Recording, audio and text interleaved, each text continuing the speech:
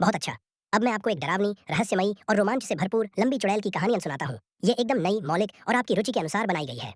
अड्डारा, कहानी का नाम, काली पहाड़ी की चुड़ैल। उत्तराखंड के एक छोटे से गांव गंगापुरहट के पास एक ऊंची पहाड़ी थी जिसे लोग पाबा काली पहाड़ी बारे कहते थे। कोई भी वहां नहीं जाता था, खासकर सूर्य ढलने के बाद। गांव के बुजुर्ग कहते थे, वहाँ एक औरत रहती है जिसे 100 साल पहले जिंदा जला दिया गया था। जिंदा जला दी गई थी और अब अपनी मौत का बदला लेने वापस आई है। लोग बताते थे कि पहाड़ी से रात में चीखें आती हैं और कभी कभी वहां से नीचे आती सफेद साड़ी में एक औरत दिखती है जो हवा में तैरती है। शहर से आए मेहमान, गांव में कुछ युवा लोग घूमने आए। रीना, अर्जुन, उन्हें इन कहानियों पर यकीन नहीं था। उन्होंने तय किया कि वे काली पहाड़ी पर जाकर सच्चाई का पता लगाएंगे। गांव वालों ने मना किया। एक बूढ़ी औरत ने कहा, उसके नाम से भी मत बुलाओ, वो तुम्हारा नाम जान गई तो तुम्हें छोड़ेंगी नहीं। लेकिन युवाओं ने सब अनसुना कर दिया और अगले दिन सुबह सुबह पहाड़ी की चढ़ाई शुरू कर दी। खच, पहाड़ी की छोटी परवाह, जैसे जैसे वे ऊपर पहुंचे, एक अजीब सी सर्द हवा चलने लगी। सूरज होते हुए भी वहां अंधेरा सा लग रहा था। एक पुराना टूटा हुआ हवेली जैसा ढांचा बा उन्हें दिखा, जिसे किसी जमाने में मंदिर कहा जाता था। रीना ने उसमें कदम रखा और बोली, देखो कुछ नहीं है यहां, सब बकवास।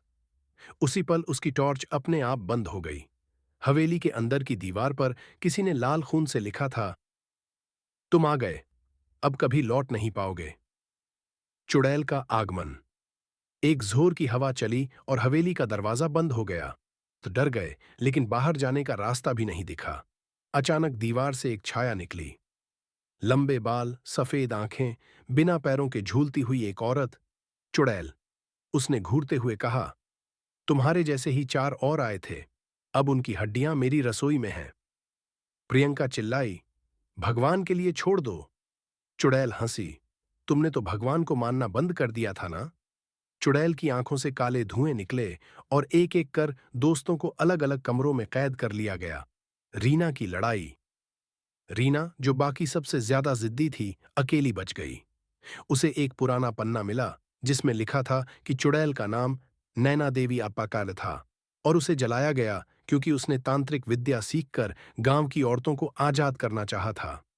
रीना को समझ आया, चुड़ैल कोई राक्षस नहीं बल्कि बदला लेती आत्मा थी, और जोर से बोली, नैना देवी, तुम्हें न्याय मिलेगा, तुम्हारा बदला पूरा हो चुका है, अब मुक्त हो जाओ।